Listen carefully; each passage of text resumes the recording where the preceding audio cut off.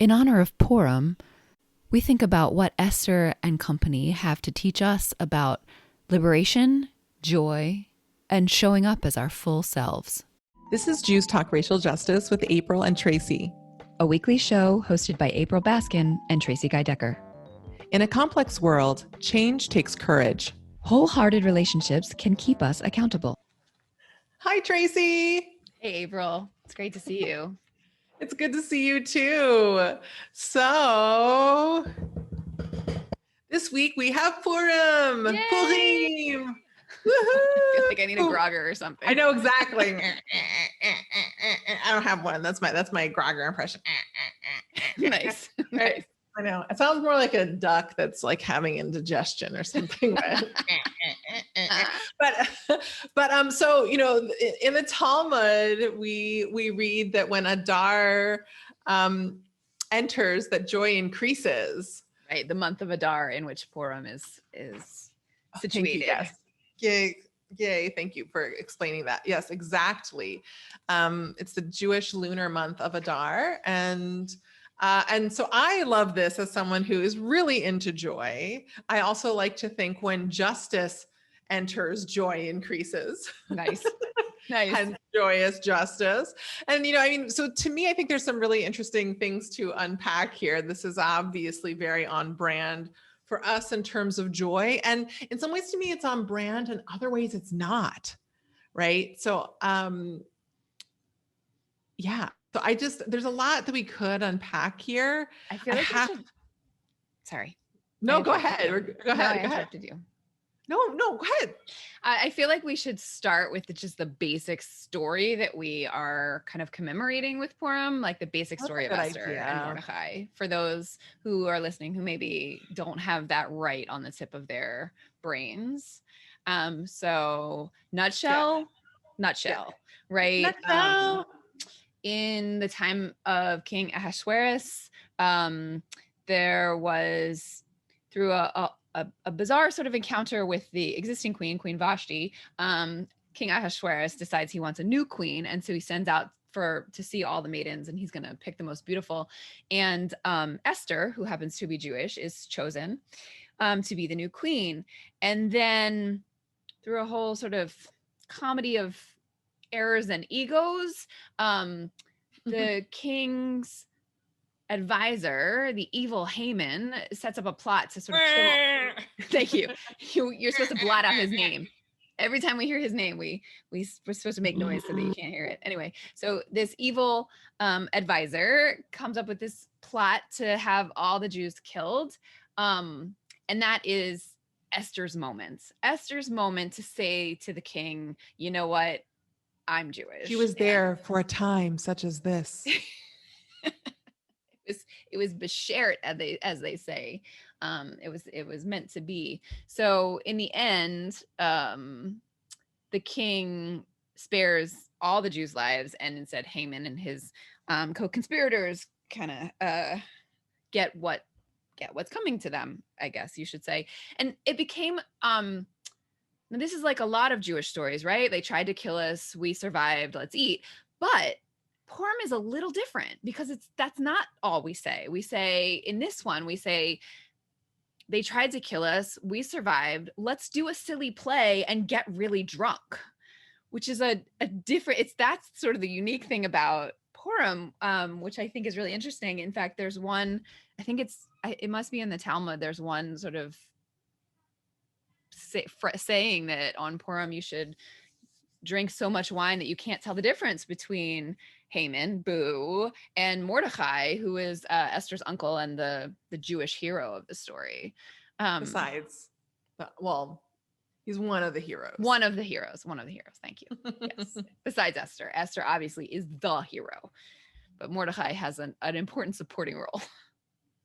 Yes, very much so. And all of this story, the source of the story is the book of Esther, which is what we read from, which sort of Tracie was mentioning is the source of the different Purim spiels or Purim plays that come about. I'm remembering some of the tunes as you were telling the story from different Purim spiels of like in my childhood at my synagogue. They did like a Broadway style one where they took different show tunes. And so as you were singing, I was like, King Ahasuerus is standing beside you. Anyways, I have like all these like songs in my head that were composed by a beloved community member who passed not too long ago, Lydia Owens. And it makes for good segues for me as I'm facilitating different programs. So, and so there's a few different things that we could talk about here. One that I recently learned that may be old news for some, but it's just still worth mentioning to me, is that Purim is actually quite similar to a number of holidays in other traditions around this time, that in different parts of the world, this is the time when things are very dark still and cold.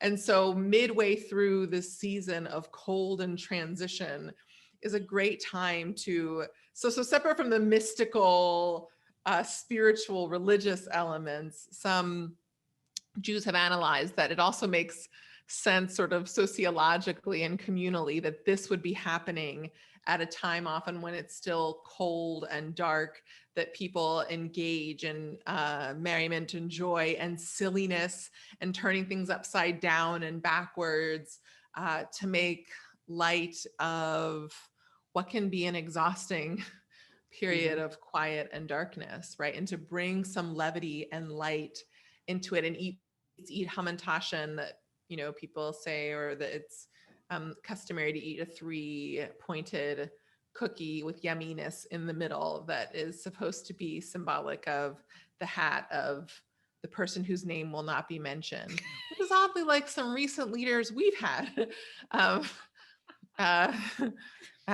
such as the former White House occupant. But so that's like, so thank you, Tracie, for that really great intro.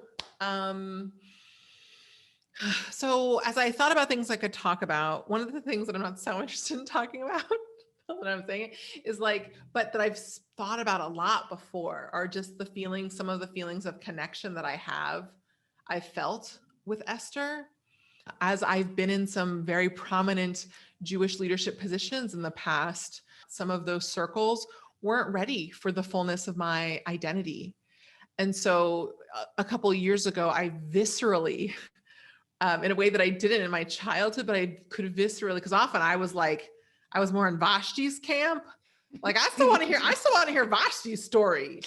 Like Esther's the scab who was sent in. Like I want to know what's happening with Vashti. Where's she living? What's her life like now? Or she stood up for herself. Yeah. As a young girl, like who was raised as a feminist, like I was like, I want to know that story. But as I was in different leadership positions over the last few years,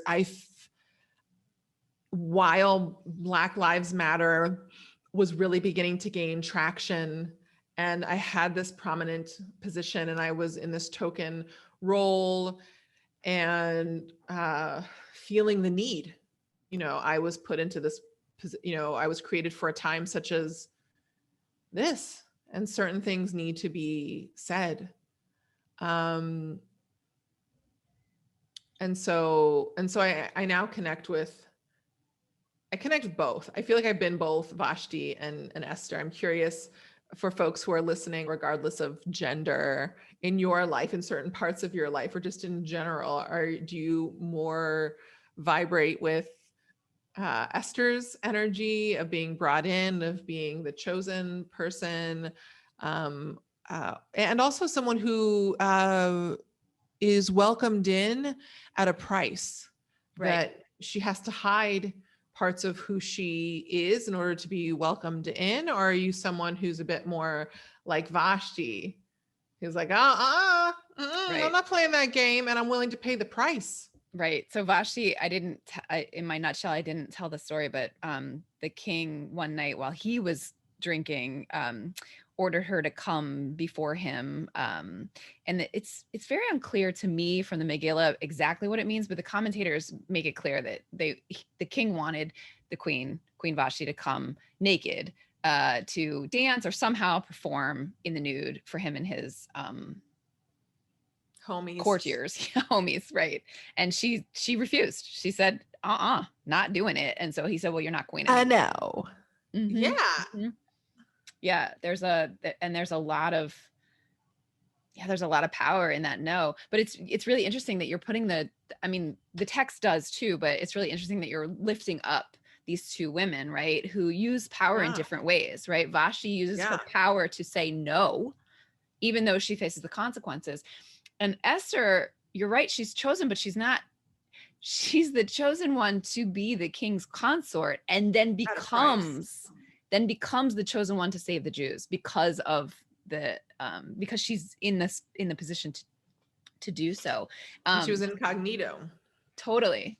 No, it's really interesting in thinking about some of the conversations that I've been having out loud and in my head about white Jews and whiteness. That's what's coming up for me, thinking about Esther, right? Who passed for whatever, non-Jewish, it wasn't whiteness, obviously.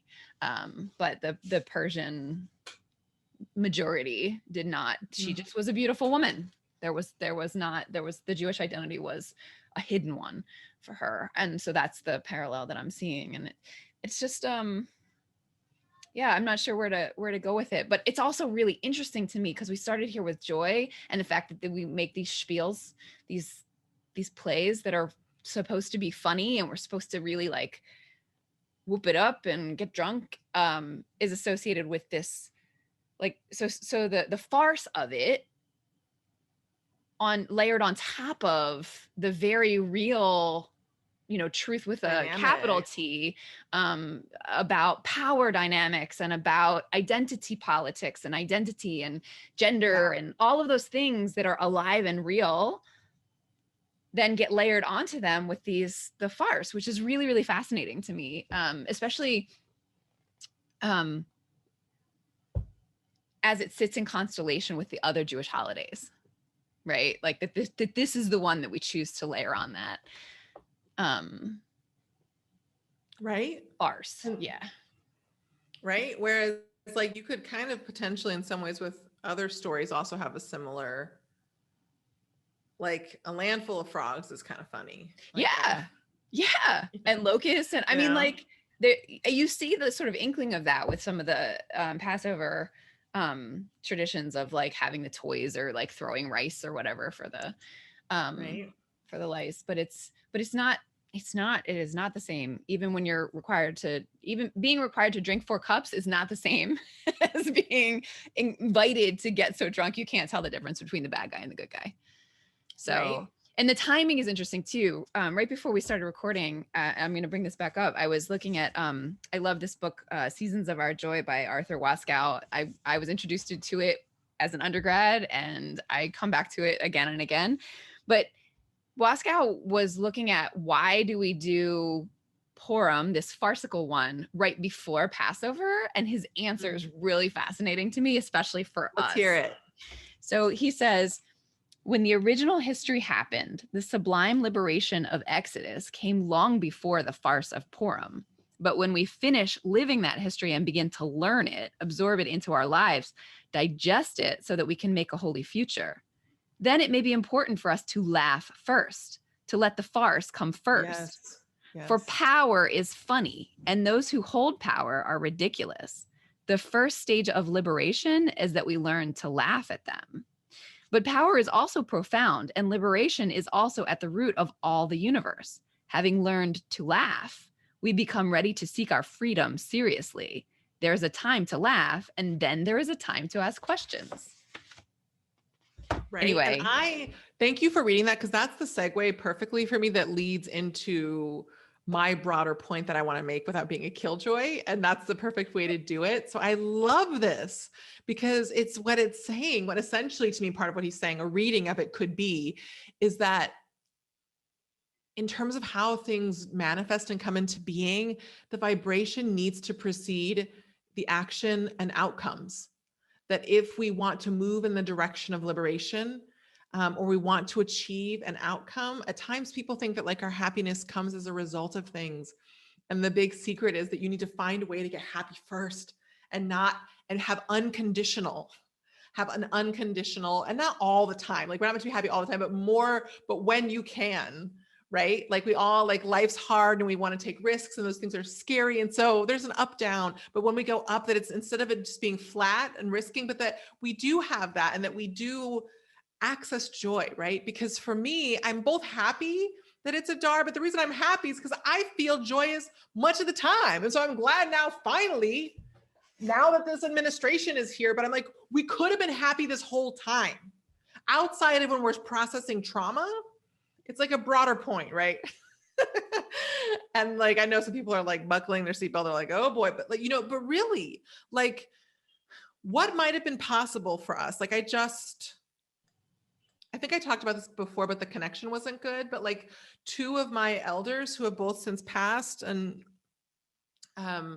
whose spirits I still carry with me, my Grandpa Joe and my Gram, they were 2 people who went through horribly difficult things. And ultimately, they also still were consistently happy people.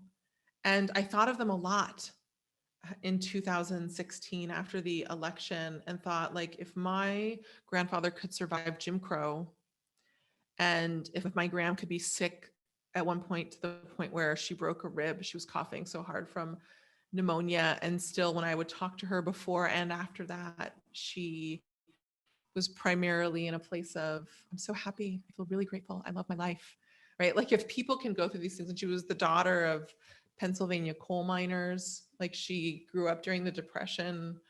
And it occurred to me that there's likely nothing that I'm going to go through that's going to be any worse what they went through. And if they could find joy in their circumstance authentically, and that doesn't mean when things were hard, they faked it or they buffered it. No, like I'd seen both of them be sad at times or upset, but like my grandpa's famous line, and according to my mom, he would often change it. I just remember often with me, when I remember him saying it, when I'd ask him how he was doing, he'd say, I'm 60-40. He put his hand on his pot belly.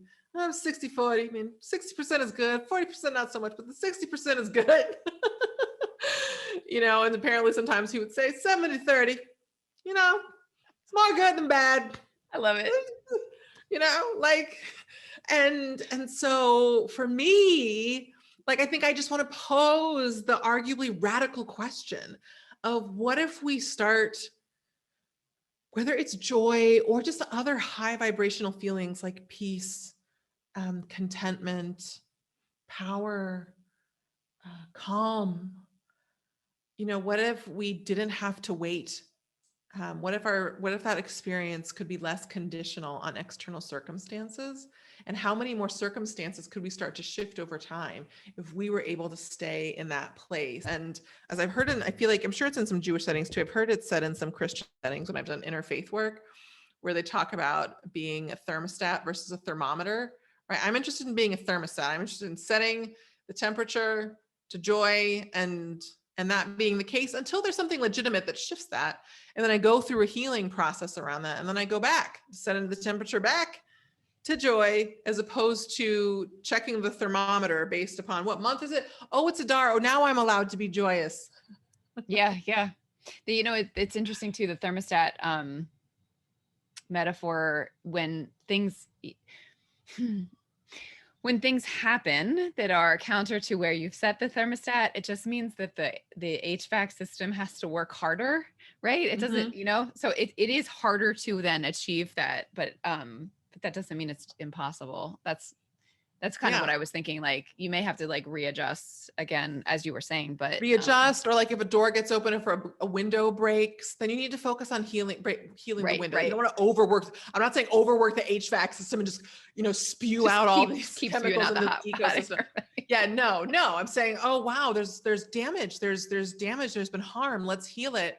Let's get a replacement window. Let's find out what the source of that was. Is there some kind of reconciliation? Is there some sort of healing, right? And then the last piece I want to make sure to say, which we should have said earlier, is also just acknowledging, for me as someone who, a part of my ongoing counter-oppressive or anti-oppressive learning, meaning just actions that are liberatory and moving in ways that encourage and foster justice rather than the ongoing harm, without being in direct engagement with, which is why I've recently heard some folks say from the Priestess Institute, counter oppressive as opposed to anti-oppressive. And I like that because it feels it's a little bit more gentle. It's a little bit more spiritually aligned with my orientation toward it. And one of those things is around alcohol. And so I also just want to name for folks as someone who is excited to be joyous during Purim. And I live in a predominantly dry country and my partner is Muslim. And so he never drinks. I occasionally do. But I also just want to name that, that addiction runs in my family. And that not a single one of our listeners should ever feel pressured in any way to have any alcohol. Our blessings just say fruit of the vine. And the Talmud piece does specifically say get drunk enough, but often people think I'm drunk at times, not often, but at parties and things, just because I have fun and I have a free spirit. And it's almost sad to me at times when people think I'm intoxicated because I'm just happy. It's not like I'm taking off my clothes or doing something. It's just that I'm joyous and I feel free. And, my wish for folks is that first, as I mentioned, that we feel entitled to start to access feelings of joy, that we can decide if and when we want that. And again, joy, you can replace that with any other desired elevated state of mind, even if it's just peace or calm. And that we get to celebrate in the ways that work for our body, and things and engage in the things that bring us joy, like great company and music and fun. And it's perfectly wonderful to have alcohol-free Shabbats, Shabbatot, and Purim holidays. So yeah, and I also can feel some of the anger of some of my friends. And it's also to say each person gets to decide. So I'm not here to poo-poo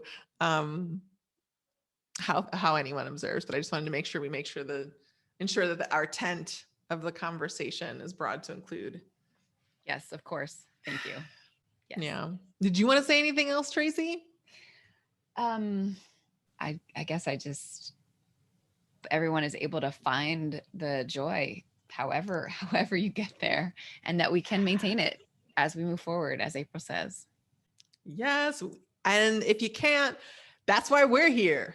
You got us. We are here to maintain that joyous justice.